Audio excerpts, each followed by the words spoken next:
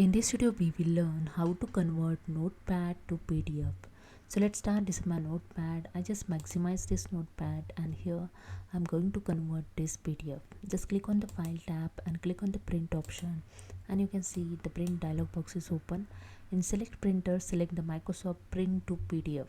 Okay, so this Notepad will convert it in PDF, so I select this option. Okay, now you can select here number of copies also and click on the print option. That's it. And here you can see the file type also showing the PDF document.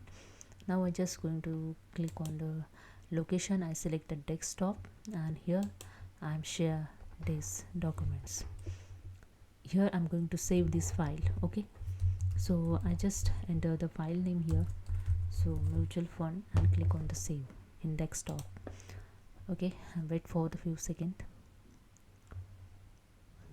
There are total okay done. It's done. So I check here the on a mutual fund I just created PDF. So check here, all data is mentioned in 14 pages. Okay, so this is a way you can convert the Notepad to PDF. Okay, so hope you understand. If you like this video, please subscribe my channel. Thank you so much.